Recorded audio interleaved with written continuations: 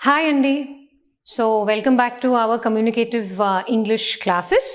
So ఈ English language క్లాసెస్లో గత కొన్ని ఎపిసోడ్స్లో మనం కామన్గా మనం చేసే ఎర్రర్స్ ఎవ్రీడే లాంగ్వేజ్లో మన వల్ల దొరలే తప్పుల్ని వాటిని ఎలా మనం ఓవర్కమ్ అవ్వాలి అనేవి తెలుసుకున్నాము. కొన్ని చిన్న చిన్న రూల్స్ కూడా తెలుసుకున్నాము. సో అదే కంటిన్యూయేషన్లో ఇవాళ మనం కొన్ని very very simple grammar rules, అంటే గ్రామర్ రూల్స్ అంటే అమ్మో స్ట్రక్చర్స్ నేర్పించేస్తారేమో అని we will discuss that. But ఇప్పుడే కాదు, మనం బేసిక్స్లో డీల్ చేస్తున్నాం కాబట్టి let us continue with dealing with the basics. So ఈరోజు మనం కొన్ని వెరీ సింపుల్ గ్రామర్ రూల్స్ చెప్పుకుందాము. సో ఇవాల్టి first grammar rule, use of apostrophe. Apostrophe అంటే అందరికీ తెలిసిందే కదా. అపాస్ట్రఫీ అంటే ఒక వర్డ్ రాసినప్పుడు, ఫర్ ఎగ్జాంపుల్ దీన్ని అపాస్ట్రఫీ అంటాం మనం, రైట్? సో ఈ అపాస్ట్రఫీని అసలు ఎందుకు వాడతారు, ఎక్కడ వాడకూడదు అనేది will try to understand. So apostrophe అనేది రెండు కేసెస్లో వాడతారండి. Case one, possession or ownership. అంటే ఒక వస్తువు ఎవరికి బిలాంగ్ అవుతుంది అని చెప్పేటప్పుడు అపాస్ట్రఫీ వాడతారు. లేకపోతే నంబర్స్, లెటర్స్ వీటిని డ్రాప్ చేసినప్పుడు అంటే ఎలిమినేట్ చేసినప్పుడు అపాస్ట్రఫీ వాడతారు. So what are the two cases? One is possession and ownership, belongingness చూపించినప్పుడు.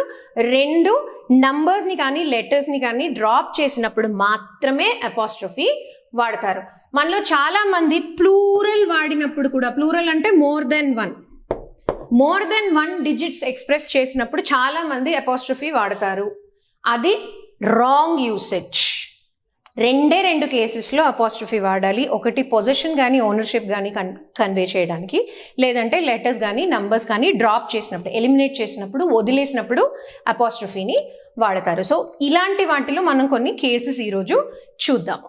So first case, possession or ownership. అంటే ఒక వస్తువు కానీ ఒక ఏదైనా వీళ్ళకి బిలాంగ్ అవుతుంది, ఇది వీళ్ళకి సంబంధించింది అని చెప్పే దగ్గర మనం అపాస్ట్రఫీ వాడతాము. For example this is Rita's house. ఈ వాక్యానికి, సెంటెన్స్కి అర్థం ఏంటి? ఈ ఇల్లు రీటాది అని కదా అర్థం. So this is Rita's house అన్నప్పుడు this house belongs to Rita. ఇలా చెప్పినప్పుడు మనం ఓనర్షిప్ చూపిస్తున్నప్పుడు, పొజిషన్ డినోట్ చేస్తున్నప్పుడు అపాస్ట్రఫీని వాడతాము. సో ఇందులో రెండు కేసెస్ ఉంటాయి, singular case and plural case. ఇప్పుడు ఇది ఒక్క కేసు, ఒక రీటా ఒక్కతిదే ఇల్లు కాబట్టి దిస్ ఇస్ రీటాస్ హౌస్ అని అన్నాము. బాయ్స్ హాస్టల్ అంటే ఎట్లా అంటాము? హాస్టల్ ఆఫ్ బాయ్స్ అంటే ఒకడే బాయ్ ఉండడు కదా, చాలా మంది పిల్లలు ఉంటారు. సో ఈజీగా చెప్పాలంటే మెన్స్ హాస్టల్ అని రాసినప్పుడు ఇలా రాసేస్తాం, హాస్టల్ ఆఫ్ మెన్స్ అని. అంతేనా? విమెన్స్ హాస్టల్ అన్నప్పుడు ఇలా రాసేస్తాం, అంతేనా? ఎవరైనా ఇలా మ్యాన్స్ హాస్టల్ అంటే మాత్రం అది తప్పు. ఒకడే మ్యాన్కి సంబంధించి ఉండదు, హాస్టల్ అనేది చాలా మంది ఉంటారు కాబట్టి మ్యాన్స్ హాస్టల్. అలానే విమెన్స్ ప్లూరల్. సో ఇలా రెండు ప్లూరల్స్ క్లియర్గా తెలిసినప్పుడు మనం అపాస్ట్రఫీ పెట్టి ఎస్ పెడతాం. బట్ ప్లూరల్లో ఆల్రెడీ ఎస్ ఉందనుకోండి, ఫర్ ఎగ్జాంపుల్ బాయ్స్కి సింగులర్ వచ్చేసి boy, this is that boy's book అన్నప్పుడు మనం ఇలా పెడుతున్నాం, అంతే కదా. ముందు అపాస్ట్రఫీ వచ్చి తర్వాత ఎస్. బట్ బాయ్స్ హాస్టల్ ఇందాక అనుకున్నట్టు బాయ్స్ హాస్టల్ అని చెప్పినప్పుడు ఎలా పెడతాము? Apostrophe will come after the S. మళ్ళీ చెప్తాను, బాయ్స్ ప్లూరల్లో ఆల్రెడీ ఎస్ ఉన్న వర్డ్స్కి ప్లూరల్ ఓనర్షిప్ చూపించినప్పుడు మనం అపాస్ట్రఫీ ఎస్ తర్వాత పెడతాము. ఇంకొక example, girls. Okay, teachers day చాలా కామన్ ఎర్రర్ ఇది. ప్రతి ఒక్కళ్ళు మీరు ఎక్కడ చూసినా సోషల్ మీడియాలో తప్పు రాస్తారు. Teachers day, this is the only way you are suppose to write teachers day. ఎందుకు అని డౌట్ వస్తుంది చాలా మందికి. ఇందాకే చెప్పుకున్నాం, పొజిషన్ ఓనర్షిప్ పెట్టినప్పుడు అపాస్ట్రఫీ పెడతాం, apostrophe S or S apostrophe, right? Singular వర్డ్స్కి అయితే అపాస్ట్రఫీ ఎస్, ప్లూరల్ వర్డ్స్కి అయితే ఎస్ అపాస్ట్రఫీ. ఇప్పుడు టీచర్స్ డే అన్నప్పుడు ఒక టీచర్కి బిలాంగ్ అవుతుందా డే, మల్టిపుల్ టీచర్స్కి బిలాంగ్ అవుతుందా? భారతదేశంలో ఉన్న ప్రతి అధ్యాపకుడికి అధ్యాపకురాలికి సంబంధించిన రోజు, వాళ్ళకి డెడికేట్ చేసిన రోజు 5th సెప్టెంబర్, మన ప్రెసిడెంట్ రాధాకృష్ణన్ గారి పుట్టినరోజు, రైట్? డాక్టర్ సర్వేపల్లి రాధాకృష్ణన్ గారి పుట్టినరోజు 5th సెప్టెంబర్. ఈ రోజుని ఏ రోజుగా సెలబ్రేట్ చేస్తారు? టీచర్స్ డేగా సెలబ్రేట్ చేస్తారు, రైట్? సో చాలా మంది ఏం చేస్తారంటే అపాస్ట్రఫీ ఎక్కడ పెట్టాలో తెలియదు కాబట్టి అసలు వదిలేస్తున్నారు అపాస్ట్రఫీని. అది తప్పు, ఇలా పెట్టినా తప్పు. టీచర్స్ డే అన్నప్పుడు this day is dedicated to teachers everywhere in India. అలాగే అక్టోబర్లో ఇంటర్నేషనల్ టీచర్స్ డే ఉంటుంది, 5th October or 4th October అలా. So international teachers day or this, మా ఇండియా గురించి మాట్లాడుకుందాం, 5th సెప్టెంబర్ టీచర్స్ డే గురించి మాట్లాడినప్పుడు a day dedicated to teachers, plural. Already teacher అనే పదానికి ప్లూరల్ టీచర్స్. సో అపాస్ట్రఫీ అనేది ఎస్ తర్వాత వస్తుంది. All right? సో ప్లూరల్ వర్డ్స్కి apostrophe comes after yes. Singular word teacher's desk అనుకోండి, క్లాస్ టీచర్స్ డెస్క్ అన్నప్పుడు ఒకటే క్లాస్ టీచర్ ఉంటుంది. So teacher's. Singular, when you are conveying possession or ownership of a singular subject or one person, you put apostrophe and then you put the s. When you are talking about possession or ownership of multiple people, multiple persons, multiple things, that is plural nouns, then you have to use apostrophe after the S. ఇక్కడ ఇంకొక doubt వస్తుంది చాలా మందికి, మీరు common nouns వాడారు. ఇప్పుడు teacher అనేది common noun, bye అనేది కామన్గా అందరికీ కామన్గా వర్తించేది. ఒక అబ్బాయి ఉన్నాడంటే అబ్బాయి అంటే it is a common for all the boys, అంతే కదా? గర్ల్ అంటే ఇట్ ఈస్ కామన్. స్పెసిఫిక్గా నౌన్ తీసుకున్నప్పుడు, ఒకళ్ళ పేరు తీసుకున్నప్పుడు, చాలా మంది పేర్లు ఎస్లో ఎండ్ అవుతుంటాయి. English names, James, right? Mark. Just ఒక 2 ఎగ్జాంపుల్స్ తీసుకుందాం మనం అపాస్ట్రఫీలో. ఇవి రెండు సింగులర్. జేమ్స్ అనేది ఒకళ్ళ పేరు, మార్క్ అనేది ఒకళ్ళ పేరు. ఈ పేరులో ఎస్ లేదు కాబట్టి ఇప్పుడు దిస్ ఈజ్ మార్క్స్ కార్ అనాలనుకోండి, ఎలా పెడతాము? దిస్ ఈజ్ మార్క్స్ కార్, అంతే కదా? ఈ కార్ మార్క్ది అనడానికి అపాస్ట్రఫీ ఎస్ పెట్టేసాం. ఇక్కడ ఎస్ లేదు కాబట్టి ఇప్పుడు కన్ఫ్యూజన్ ఎక్కడ వస్తుంది మనకి?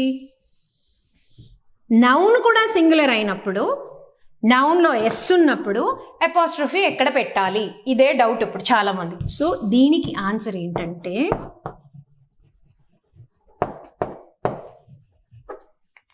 This is James car.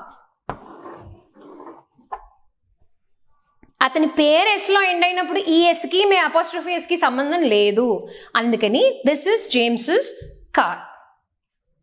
When a name ends in S, it is the name. It is a part of the name. So, me apostrophe S as it is ఉంటుంది. ఇప్పుడు నేను మీకు కొన్ని ఎగ్జాంపుల్స్ రాసి చూపిస్తాను. Singular, plural. అపాస్ట్రఫీ ఎక్కడ పెడతాను మీరు గెస్ట్ చేయండి, నేను రాస్తాను. ఓకే? బాయ్. బాయ్ సింగులర్ అయినప్పుడు బాయ్స్, ప్లూరల్ అయినప్పుడు అదే man, singular. So plural becomes, దీనిలో ఎస్ లేదు, దీనిలో ఎస్ ఉంది, అది తేడా. ఇప్పటికైనా అది గుర్తుంచుకోండి. Okay? Girls, girls washroom or women's restroom.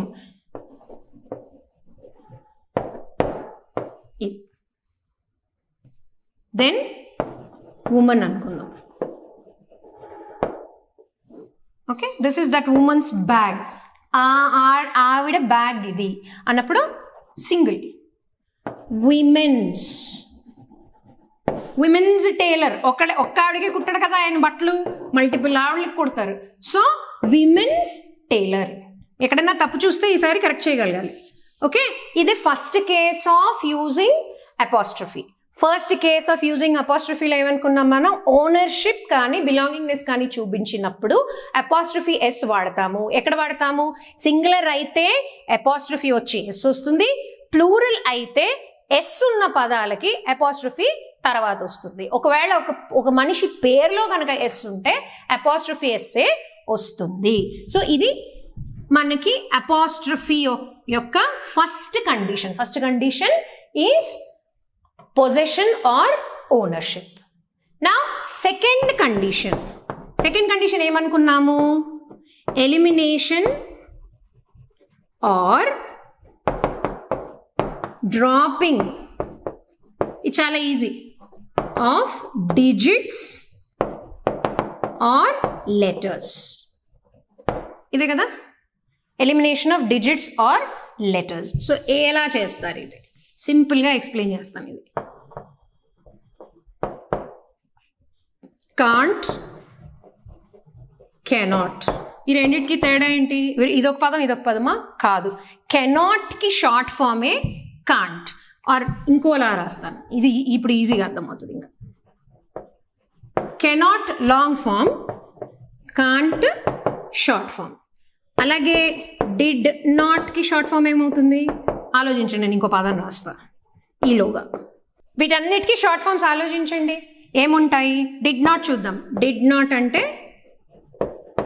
దీన్ని చాలా మంది డిడింట్ అంటారు. ఇది డిడింట్ కాదు, డింట్. ఇక్కడ ఇంకొక ఐ లేదు కదా, డిఐడి, డిడ్, ఎంట్, didn't. Okay, don't, wasn't, isn't,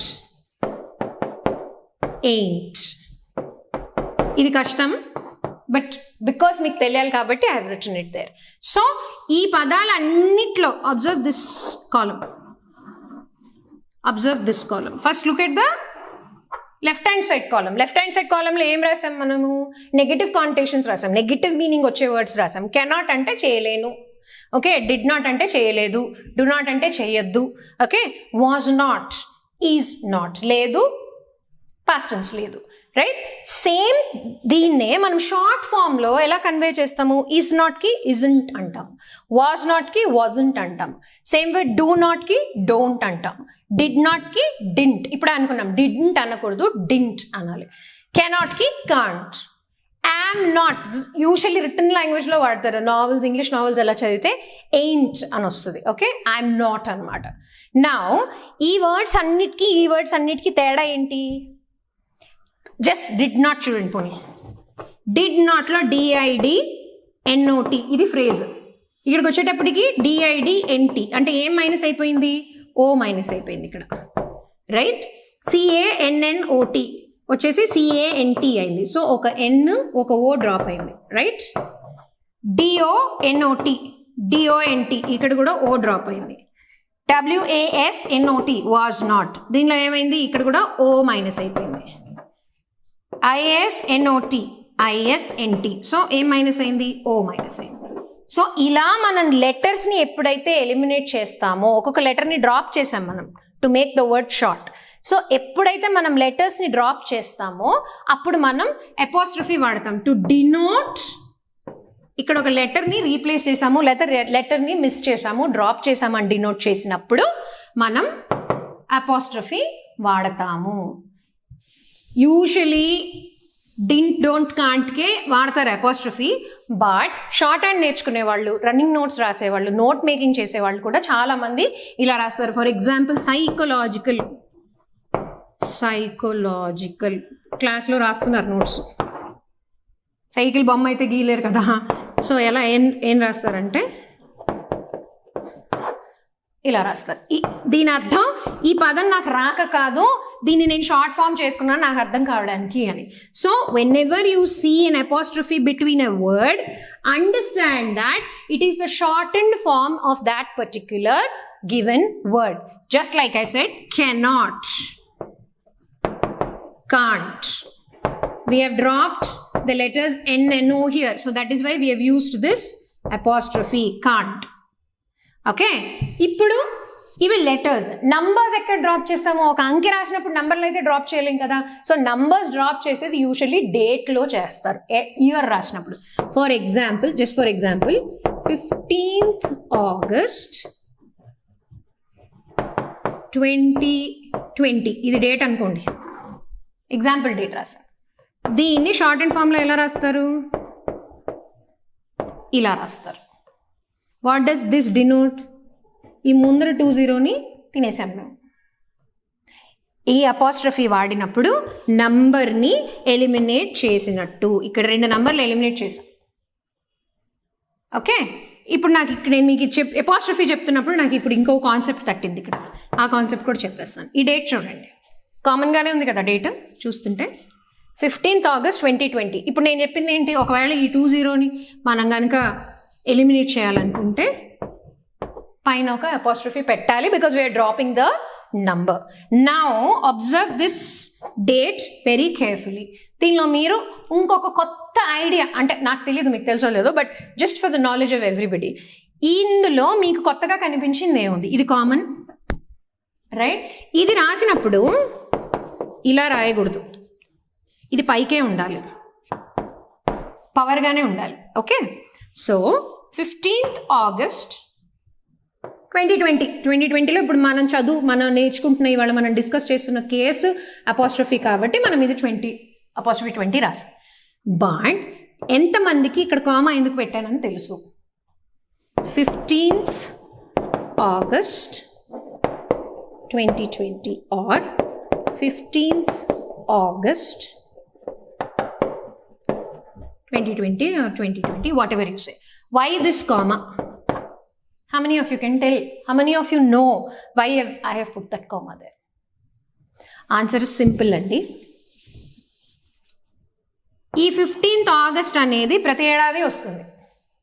15th August last year వచ్చింది, ఈ సంవత్సరం వచ్చింది, వచ్చే సంవత్సరం వస్తుంది, 10 ఏళ్ళ తర్వాత కూడా 15th August వస్తుంది. మనం ఉంటామో ఉండమో తెలియదు, కానీ 15th August అయితే ప్రతి సంవత్సరం వస్తుంది. As long as we are following the calendar, so long 15th August will continue to come year after year. But 15th August 2020 will not come back, or 15th August 1947 మళ్ళీ రాలేదు, right? So because this day is a common factor, it will recur, we put a comma and then we mention the year. Break ఇవ్వడానికి we use the comma. So ఎప్పుడు మీరు date రాసినా, in fact all the mothers who are watching the programme, all the parents who are watching the programme, పిల్లలని month పేరు కంప్లీట్గా రాయాలని insist చేయండి. దీనివల్ల మార్జిన్లో ప్లేస్ సరిపోదని అంటారు మీ పిల్లలు, మా పిల్లలు కూడా అంటారు. అందుకనే ఎగ్జాంపుల్ డేట్ ఎందుకు ఫుల్ మంత్ పేరు రాయమంటున్నానంటే, ఇలా ఫుల్ మంత్ పేరు రాస్తే నెలల పేర్లు నేర్చుకోవడం ఈజీ అయిపోతుంది. 30 days వాళ్ళు ఒకటే పేరు రాయాలి, 30 కాకపోతే 20 వర్కింగ్ డేస్ అనుకోండి ఒక నెలలో, అదే పేరు మంత్ నేమ్ రాయాలి వాళ్ళు. సో దానివల్ల ఏమవుతుంది? They will learn the names. ఇందులో ఇప్పుడు ఇందులో ఎలా రాస్తారు? ఆగస్ట్ షార్ట్ ఫామ్ AUG అని ఇప్పుడు తీసుకుంటున్నారు, బట్ సేమ్ వే సెప్టెంబర్.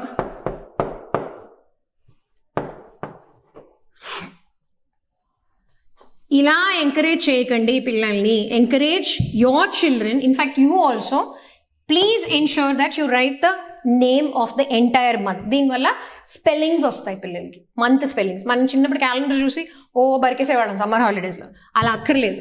ఇప్పుడు డేట్ రాసేటప్పుడు డేట్ని ఇలా స్పెల్లింగ్ వైజ్ రాస్తే, ఇలా న్యూమరికల్స్గా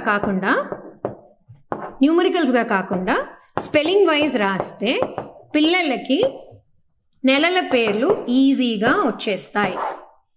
30 days రాస్తారు కాబట్టి జీవితంలో మర్చిపోలేదు. క్లాస్ 1 నుంచి స్టార్ట్ చేస్తే ఇంకా మంచిది. ఏ క్లాస్లో ఉన్నా నేర్చుకోవాల్సిందే స్పెల్లింగ్స్.